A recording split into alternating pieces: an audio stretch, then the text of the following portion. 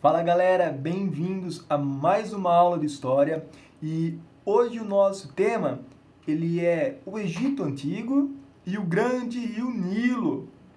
E é um assunto muito legal, né? Quase todo mundo gosta do Egito, mas antes de iniciarmos, a gente tem que deixar bem claro que o Egito ele não é apenas aquele Egito que nós vemos na história. Hoje, o Egito ele é um país que busca por independência, ele é um país que passa por crises e, infelizmente, quando ligamos a TV, a gente sempre vê que aconteceu algum tumulto, alguma confusão e algum desastre. Mas é um processo histórico para o Egito crescer, se tornar livre, se tornar um país independente, um país com sua política, com a sua economia, um país legal, beleza? Continuando. Agora sim a gente vai falar de história, a gente vai falar de passado. É lógico que quando a gente fala de Egito, a gente lembra sim de pirâmides, a gente lembra sim de faraó, de deserto, de areia, né? É óbvio. Mas é importante ressaltar também que por muito tempo os historiadores e a galera deixou o Egito meio de lado.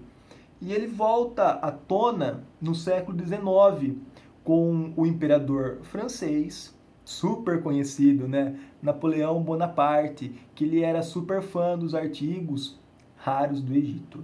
Então, naquele momento, os historiadores voltam a focar no Grande Egito. E para falar de Egito, do Egito Antigo, a gente tem que falar sobre o Rio Nilo.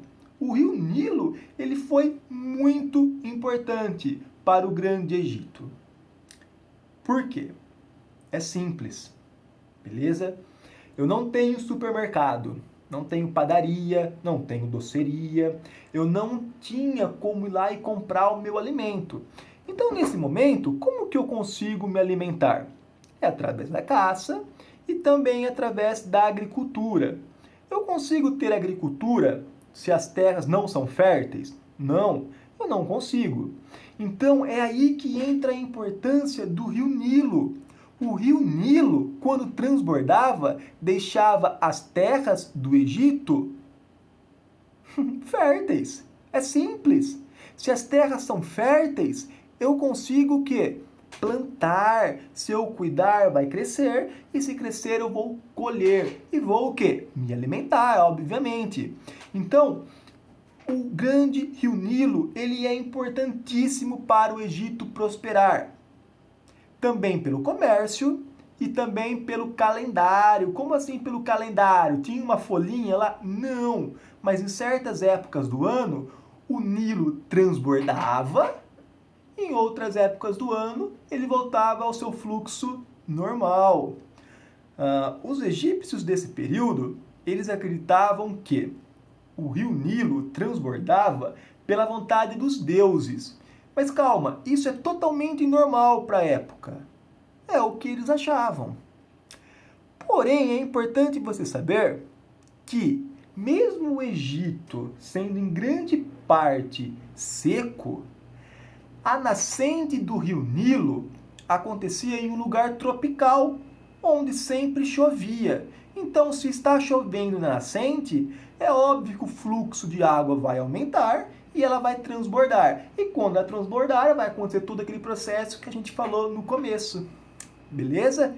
Então, lembrando sempre que o Egito prosperou graças ao Nilo. O Nilo é importante para o Egito, beleza? Bom, continuando. Como eu falei para vocês, o rio Nilo fez com que o Egito tivesse terras férteis. Nesse momento, ter terras férteis é importantíssimo. Então, vários povos ficaram sabendo que lá no Egito, tudo que plantava, colhia. E, pô, eu quero morar nesse lugar, é legal, eu quero terras férteis. E o Egito foi palco de grandes conflitos, pois povos diferentes, né, infelizmente, quando se encontram, muitas vezes acontece o quê? Conflitos, confusão. E foi necessário dividir o Egito em dois. A gente dividiu o Egito em Alto Egito e Baixo Egito. Vocês já ouviram falar disso? Então, O Baixo Egito, ele tinha o clima relativamente tropical. O rei, ele usava uma coroa vermelha. Já o Alto Egito, que tinha o clima bem seco, o rei usava uma coroa branca. E havia vários conflitos entre o Baixo Egito e o Alto Egito. Até que por volta de 3100 a.C., Menés unificou o Egito em apenas um, o Grande Egito. Baixo Egito, Alto Egito, Menés, Grande Egito, beleza? E agora sim vai entrar a figura do faraó. É o que você estava esperando, né? O primeiro grande faraó do Egito é Menés, é o conquistador, é aquele que unificou. E Menés utilizava uma coroa tanto vermelha como branca para representar o seu poder de conquista, para representar o quanto ele era top. O faraó, ele era visto como uma representação dos deuses na terra. Os próprios egípcios viam o faraó como um ser divino, onde, quando ele fosse adorado e respeitado, ele tinha o poder de fazer o rio Nilo transbordar. Lembrando que ele transbordava porque a sua nascente estava em área tropical. Mas você já entendeu isso, não tem problema nenhum. Na sociedade egípcia, a coisa funcionava um pouco diferente da nossa. Hoje em dia, a gente pode crescer, né? A gente pode ralar duro, né? Conquistar algo e crescer, melhorar de vida. A sociedade do Egito Antigo, ela é estamental. Ai, Gabriel, eu já ouvi falar de estamental, mas eu não sei o que é estamental. Eu te explico o que é estamental. Estamental é a sociedade que não dá chance para o indivíduo crescer, para ele melhorar de vida, para ele, como que eu posso falar de uma maneira, para ele upar. Sabe quando você está jogando um joguinho lá e você sobe de nível e você melhora, fica mais forte? Então, na sociedade do Egito Antigo, não dá para você upar, você não sobe de nível. Então, se você nasceu trabalhador, você vai ser trabalhador para sempre. Pegou o sentido aí? Alinhou? Beleza? Podemos continuar? Vamos fazer assim então. Tá aqui um exemplo. Ó, essa é uma pirâmide social do Egito Antigo. O faraó está no topo. O faraó e sua família são topzera. E depois a gente tem os sacerdotes e nobres. E por último, trabalhadores e escravos. Os trabalhadores não podem se tornar nobres e sacerdotes. Eles vão ser sempre o quê? Trabalhadores. Continuando, vamos lá. Agora a gente vai falar sobre os deuses.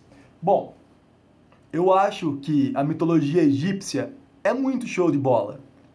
E a gente deve começar a falar sobre os deuses falando que os egípcios antigos, eles eram totalmente religiosos e politeístas. Você não sabe o que é politeísta? Então eu te explico o que é politeísta. Politeísta são pessoas que acreditam em mais de um, ou dois, ou três deuses. Eles acreditavam em uma variedade enorme de deuses.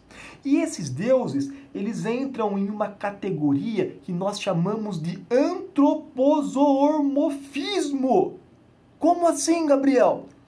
É assim, os deuses egípcios, eles eram metade humanos e metade animais.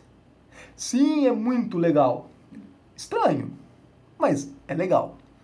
E é uma variedade enorme e há vários desenhos, há vários filmes, há vários seriados que são utilizados as figuras dos deuses egípcios.